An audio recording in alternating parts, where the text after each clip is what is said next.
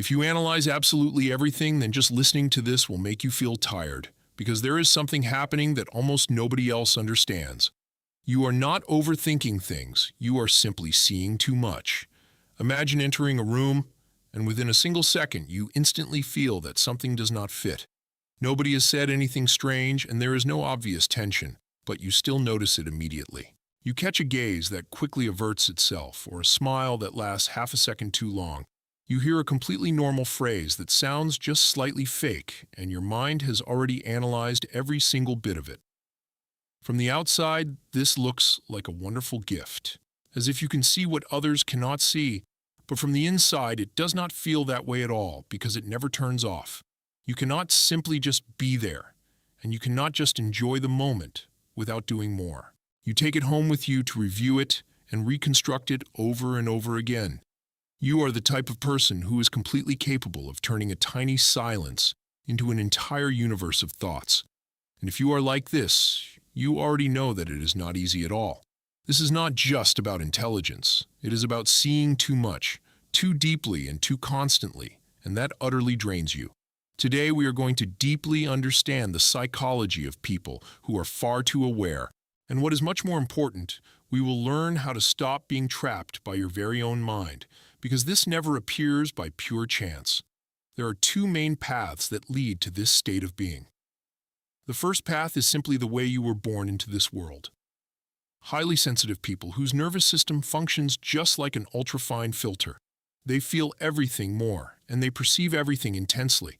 They do not see the world normally. They see it in high resolution. But the second path is very different because it is not a gift. It is pure survival. Imagine growing up in an environment where everything changes constantly and where the emotional atmosphere is never stable. One day, everything is perfectly fine, and the very next day, you have no idea what is going to happen. That child can never truly relax. They have to learn to anticipate, to read signals, and to detect the smallest possible changes. The sound of a closing door, the way someone walks, or a slight shift in the tone of voice all become crucial pieces of information. This does not happen because they want it to, but because they absolutely need it to stay safe. And little by little, it turns into a radar. In psychology, that response is called hypervigilance. The brain learns one specific rule: if I am not paying close attention, something bad could happen. And the most important part is that nobody ever teaches you this. Your mind builds it all by itself, and over time it stops being just a reaction and becomes your actual way of being. That is why when you grow up, many people ask you why you think so much, or what is wrong with you. But the reality is completely different because you are not broken. You only learned to survive way too well, and that exact mechanism remains fully active today. Now, in adult life, this pattern becomes very clear through 5 distinct signs. And this is where the real exhaustion begins, because you live in a mode of constant analysis. For other people, a conversation is just a simple conversation, but for you, it is not. Your mind is always working, interpreting, comparing, and drawing conclusions. A simple message can activate absolutely everything in your head. Someone says, "We will talk later," and that is it. But your head immediately begins asking, has something happened, or are they upset with me? You wonder if you have done something wrong. You do not just listen to words you read, pauses, minimal changes, and invisible details. While one part of you is present, the other part is analyzing everything as if you live in 2 separate layers, and that is incredibly tiring. Even if you have done nothing, and even if you have just been sitting down all day long, your mind has not stopped for a single second. The second sign is much more silent, but it is also far more destructive. You analyze yourself constantly. You do not just feel emotions. You observe yourself feeling them. You feel something, and you automatically question it by asking, why do I feel this way, and does it make any sense? You ask yourself if you should even be reacting like this. You analyze your own happiness, so you laugh, and a single second later you think that it was exaggerated or strange. It is exactly like living in front of a mirror all the time. You never lose track of yourself, but you also never let yourself just go. And little by little, you lose something very important, which is your natural spontaneity. The third sign brings a change that lasts forever. You lose your innocence in relationships. You begin to see way beyond the surface, far too far beyond it.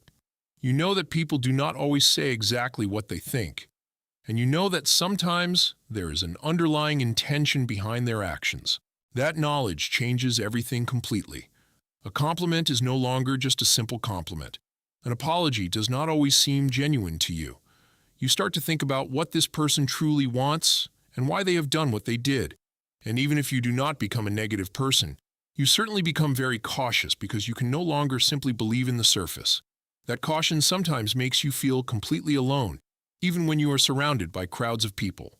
The fourth sign is where you empty yourself the most. You feel too much because your empathy never turns off. You do not choose when to feel things, it simply happens. You enter a place and you notice the atmosphere, even if nobody says a single word. Someone is uncomfortable, and you feel it instantly. Someone is suffering, and that pain stays deep inside you. You do not just understand emotions, you absorb them fully, and that absorption comes with a very heavy price. You turn into the person who holds everyone else up, the one who calms others, who listens and who understands, but who holds you up when you need it. Because all of that absorbed emotion does not just disappear. It stays right there inside you. The fifth sign shows that this is no longer just mental, because your body also lives in a state of total alert. This experience is physical too. Your body detects absolutely everything, like a faster heartbeat or a strange physical sensation. Your mind immediately interprets that physical change as danger, and that is exactly where the endless loop begins. You feel something then, you interpret it as danger, which makes you activate even more, and then you feel even more intensely. This brings anxiety, even when nothing bad is happening. And in the end, your body turns into a constant alarm. And when all of these signs come together, something else appears. You try to control everything, not in an external way, but internally. You try to foresee, to anticipate, and to avoid any potential pain. You think that if you understand everything completely, it will never catch you by surprise. But that effort has a major cost.